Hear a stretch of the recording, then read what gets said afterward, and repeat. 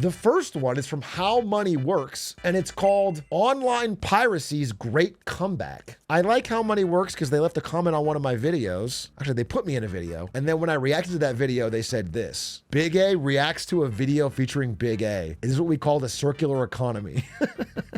It seems like when you guys talk, 99% of you are frequent pirates. Seems like maybe this will be relevant to you. The 2010s were the golden age of piracy. True. BitTorrent accounted for a third of all internet traffic. LimeWire had more monthly users than Facebook, and the Pirate Bay was the only video store in town. Fucking loved the Pirate Bay in college. I got textbooks on it. I got every movie that I couldn't afford on it. I got music on it. It's still going. Yeah, but it's just a pain in the ass now. Piracy's not convenient enough. Plus, every day I think like, how am I helping a CEO's bottom line? And if I don't do enough, I feel shame. So sometimes if I do pirate a show, I'll just mail a check to like Universal Studios CEO or something. Actually, I'll tell you what I pirate. I pirate the NBA because the dickheads at the NBA haven't figured out the basic truth that you have to make it at least somewhat easy to watch your product. I'll pay. I'll even pay, but you make it so dog shit difficult and confusing and have so many loopholes and rules that I have to go to Stream East because I can just click and watch it. So annoying. Figure it out. My God. At its peak, 95% of all music downloads were pirated because it had become cheaper and, above all else, an easier way to fill up large digital libraries that were being made possible by cheap digital storage. Bro, getting your first iPod and filling that shit up with pirated music, you'll never understand. You never understand how it felt like I was a god. I felt like I cracked the system. I felt like I had just beat the whole fucking Matrix. No one could stop me. Man, that was a rush. Instead of having to ask your parents for money to buy a CD and getting songs you didn't even like, you could get all the songs you wanted on an iPod Go Anywhere and download them for free. It was insane. The only problem was, I remember people would just label everything wrong. You'd be on a torrent website or you'd be on LimeWire and you'd be like, I want to download the new Eminem album. It would be something, it would be Britney Spears or something. It would just be something different. They would just always, and then I'd listen to Britney Spears. That shit was every illegal torrent or file would name it wrong. They would spell the band name wrong, or they would spell the song name wrong, and you'd have it all in your thing, and you'd have to go through, if you cared, you'd have to go through and like rename and yeah, it'd be like Lunkin Perk. And you download different albums at different times. So like on your iPod, you'd be like scrolling to find Linkin Park. But if I wanted to listen to Numb, well, that's under Linkin Pork. Like I'd have 4 different Linkin Parks in my iPod because they were named different from different torrents that I downloaded. Since 2015, peer-to-peer file sharing has collapsed in popularity, and you might think you already know why. Streaming services like Spotify and Netflix were just a better, easier, and safer way to access content. And now, as these services have become markedly worse and simultaneously more expensive, piracy is making a comeback. Yeah, I mean, it was never gonna last. The early 2021, 2022 was the streaming wars, right? Every big tech company was trying to win the streaming wars. So they were offering a ton of shit at low prices. And they were burning hundreds of millions on brand new shows that didn't make their money back. Like they were doing all this prestige TV. They were throwing money at everybody. They just wanted to win the war. And so as a consumer, you got a good deal. You got a ton of stuff for a low price. And then they realized, wait a minute, we're a business. We're all just lighting money on fire so that millennials can watch more TV. So they all started cutting back. And now everyone's going back to piracy because they realized that like there is no free lunch on this. A survey coming out of Australia at the peak of online piracy found that people who pirated content were actually more likely to pay for it if it was available. In a finding that really ages. Okay, I'll say this is one area where I would not trust the survey. People will say whatever the they want. You know what I'm saying? Like I would need to see hard data on that. It could be true, but people lie about shit like that all the time. And like, I'm sure it makes a pirate feel good to be like, yeah, I would pay for it. Then came along the streaming sites that, thanks to faster internet speeds, could let users watch content on demand without granting them direct access to digital files which could then be copied and shared illegally. The big thing was that these options were just so easy compared to piracy, and so cheap compared to buying songs or movies one by one, that it just didn't really make sense to bother with anything else. I mean, people remember early Netflix before the rest of Hollywood figured out they were getting ripped off. Netflix had f***ing everything and it cost nothing.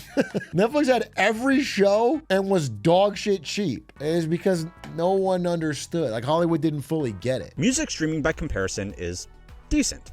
There are multiple services, but almost all of them have almost all of the music that you would possibly be looking for. Yeah. As a result, nobody really bothers to pirate songs anymore. And if you still pirate songs, I certainly do not. Spotify has got me covered. I do not pirate songs. And that was it was the main thing I used to pirate. But it just feels like a waste of time. I feel like even if you're a Spotify, I'm not going to pay for it person, you probably just watch the song you want on YouTube and have a small music taste.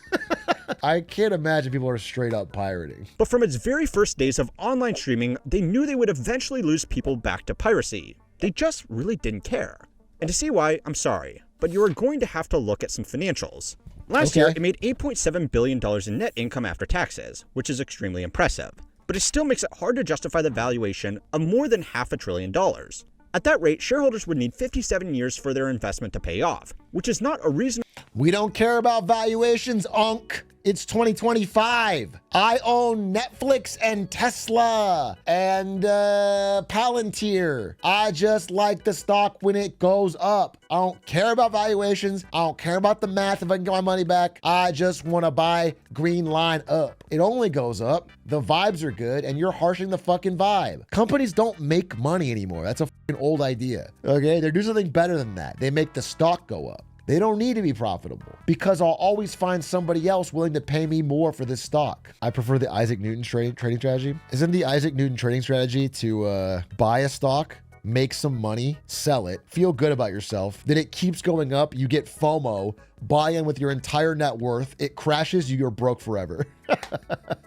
That's a dope strat. Netflix's cost of revenue adjusted for inflation has actually been stable since 2022, despite adding almost 100 million new users in that time. Cool. Included in those costs are the aforementioned servers and network infrastructure, but it also includes the cost to license and produce their own movies, TV shows, and games. Another big reason their costs have been improving is because they just aren't licensing as much content as they used to, and that's for two reasons. The first was a business decision to cut down on a cost, especially for content that wasn't drawing in new users. The second reason is simply because Netflix has gotten way, almost ruthlessly data dependent on canceling shows, cutting shows, and letting shows go. If people aren't watching it, or they're the type of watchers that only come in, watch one thing, and leave, they just let the show go, or they cancel it after one season, or they're very algorithm pilled. Now, I think there's an argument to be made that long term that reduces people's trust, brand value of the name. You know, if every time they make a show you like, they cancel it instantly. But it has worked for them. They're the only streaming service that's profitable. They're the only one. So they're doing something right. You know, their data shows that after 2 seasons, a show does not bring in new users. So like House Season 1, okay, people are watching. House Season 2, people are watching. House Season 3, it's only House fans now. There's nobody new is like checking it out in Season 3. So they usually just cancel it. They have almost no shows make it past 2 seasons. What about Game of Thrones? Again, a smash mega hit like Stranger Things or Game of Thrones. They have let that go. Game of Thrones is not them, but I mean Stranger Things. You know, for the average show, first 2 seasons is all that matters. They've been canceling it. I think Netflix is trying to play the odds and thinking it just won't work out, so just cut it. That might backfire on them, but it's working for now. Yeah, also worth mentioning, someone made a great point. A huge part of that is like the longer a show goes, the more they have to pay residuals. I think there's a specific thing about, it might be 3+ seasons. Oh, it's 100 eps. It's 100, exactly. It's 100 eps. That's okay, perfect. I knew that. Yeah, okay, 100 eps. After a certain number of episodes, they have to pay a higher percentage of residuals to the writers, actors, directors, everyone. And so they just cut it off first. They cut it off early. A 2023 paper in the Journal of Economic Behavior and Organization titled Pirate and Chill found that when movies moved off Netflix to another platform, piracy of that content increased by more than 20%. I mean, we said this a long time ago when we were doing Marketing Mondays about the streaming wars, but if you look at consumer behavior, generally, and it could be different now, but at the time this is what it was. People treated Netflix like a tax. Like I have to pay the water, the heating, and the Netflix. It was like universal. You just have to do it. And they treated everything else like luxury. So like for HBO, they would buy HBO, but only to watch the show they wanted, then they would cancel it. But Netflix was like a a mainstay. You know, what he's saying here really ties into that, where it's like, I think many people have one streaming service, it's Netflix, and if it's not on that, they pirate it. It showed why Netflix hasn't been too concerned with online piracy. In a now infamous quote from the company's chief content officer, they said that in order for Netflix to be successful, we need to become movie studios faster than movie studios can become us. Piracy that disproportionately hurt legacy movie studios and their libraries of content was not something that Netflix would encourage. But behind closed doors, they certainly weren't too sad it was happening. Another way to think about this is that obviously Amazon isn't encouraging shoplifting, but it's a problem that hurts their competition far more than it hurts them. You're saying Jeff Bezos is the guy looting. He puts on a ski mask and starts looting in order to make retail stores seem unsafe. How else do you afford that wedding? He's a reverse Batman. Jeff Bezos is the billionaire who makes the city worse so he can make more money. That's hype. Okay, so Netflix doesn't care about the rise of piracy. But what about the actual Hollywood studios? Hollyweird, I call it. They obviously do, and they crack down on IP theft with furious anger. In the past, poor box offices wouldn't matter as much, because mid-budget movies could make a lot of their money back through DVD sales. But obviously, that's not really a thing anymore. So studios have put even more effort into pushing their streaming services to eventually make back the difference. It's a bold strategy, and there are hundreds of billions of dollars in market cap at stake. So executives really want to pretend that eventually it'll work out. But if it doesn't, there are some lessons to— Dude, that is the statement of so many industries right now. We're losing hundreds of billions of dollars, but it'll eventually work out. What if it doesn't, bro? So much is propped up on like, it'll work out. Well, this'll make sense. We're not crazy. What if it doesn't? I get paid $300K a year every CEO. Bro, you're talking to some broke CEOs.